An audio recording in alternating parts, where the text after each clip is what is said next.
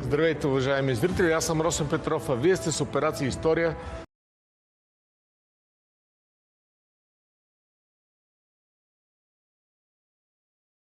Предаването, в което всяка неделя, точно в 16:30 часа, търсим истините за българската и световната история. Опитваме се да разберем какви са били ние българите в миналото, за да знаем какви можем да бъдем днес и, разбира се, най-важното, какви можем да бъдем утре.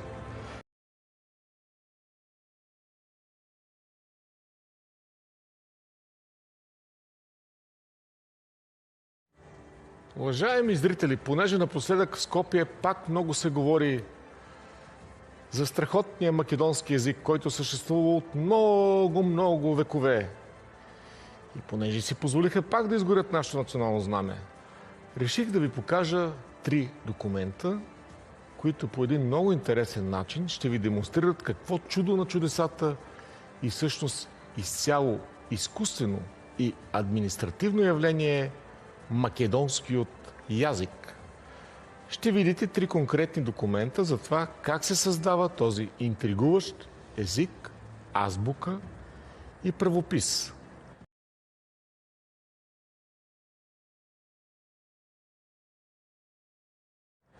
Тези документи са от Антифашисткото събрание за народно освобождение на Македония, съкратено АСНОМ. АСНОМ е нещо като светая светих за новата македонска нация. Нещо като тяхно учредително събрание. Тези 3 документа, които ще видите, са всъщност светата коминтерновска троица на македонски език. Сега ще ви демонстрирам нещо като урок, как да си направим език с 3 малки заповеди.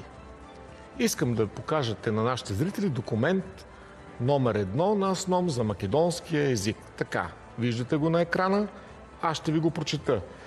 Решение 1157-116/113 на Антифашисткото събрание на македонското освободение на Македония на заведување на македонскиот язик като служебен язик во македонската држава. Член 1. Во македонската држава като служебен язик се заведува народниот македонски язик. Ова решение влегува веднаш во сила. Това решение влиза веднага в сила. Во манастирот Свети отец Прохорчински на Илинден, 2 август 1944 година. За Антифашисткото събрание на македонското освободение на Македония. И подписи Любчо Арсов и Методи Андонов Ченто. Тези 2 личности, и двамата са комунисти, и двамата са, бих казал, ако не чисти български, то от силно чисти българи, то от силно български произход. Всъщност, уважаеми зрители,